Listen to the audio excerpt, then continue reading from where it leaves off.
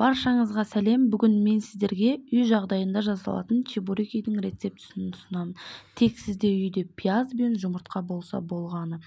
Және де достар, видеоны көрмес бұрын бірінші каналыма тіркеліп қоңыраушаны басып қойсаңыздар, жаңа видео болғанда бірінші болып көресіздер.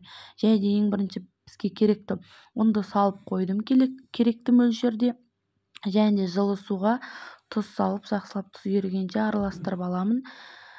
Кіші қасықпен, чай қасықпен 2 қасық май қосамын, жақсылап араластырып, судың бәрін құймайсыздар, шетінен құйып отырасыздар, бұның артылып қалуы мүмкін.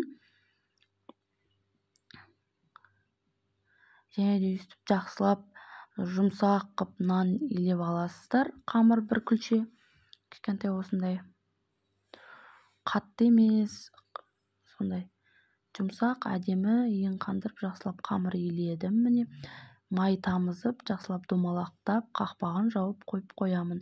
Енді ішіндегі салмасын дайындаймыз, қыздар. Видео көріп тұрғандарыңыздай жасайсыздар. Және де бізге 3 жұмыртқа, кішкене бұрыш себем, тұз себем, видеода көрілмей қапты. Паприка, сәл кішкене паприка себемін.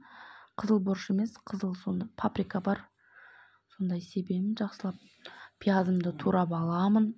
Пиязды жұмыртқаның үстіне сала салмайсыздар. Бірінші пиязды қызып тұрған табаға май құйып, бірінші пиязды қуырып аламыз. Мен екеуін араластырып бірге қуырмаймын. Міне, қызып тұрған табаға май құйдым.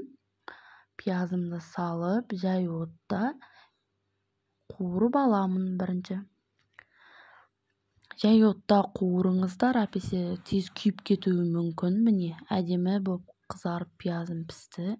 Және де енді жұмыртқаны құйып, жақсылап араластырып, тез-тез пісіріп аламын. Сосын жақсылап майдалап,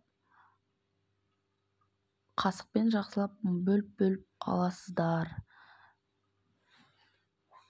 Міне, тез-тез осылай араластырып пісіріп аламын.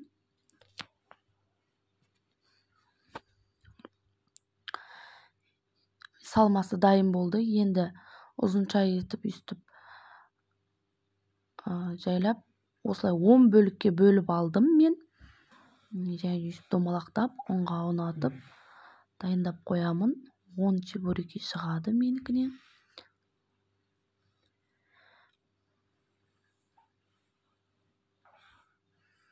Видеода көріп тұрғандарыңыздай жасайсыздар. Кейде қарындарыңыз ашқан кезде бір түскі уақытта бір не істесем екен десеңіздер, осыны жасап жеуге кеңес беремін. 1 сағаттың ішінде тез жасалады. Мен енді өзім 1 сағат 10 минутта жасадым.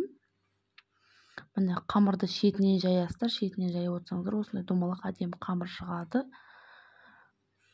Және де 1 қасық осылай шетіне ғана саламыз. 1 қасық жұмыртқамыз бен пиязымыздың 1 қасығын салдым. Жақсылап жұқалап жайып алам.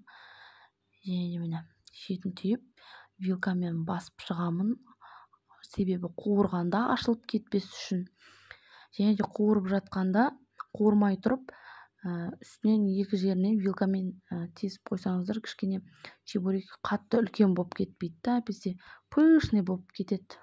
Міне, өте дәмді чебуреки шықты.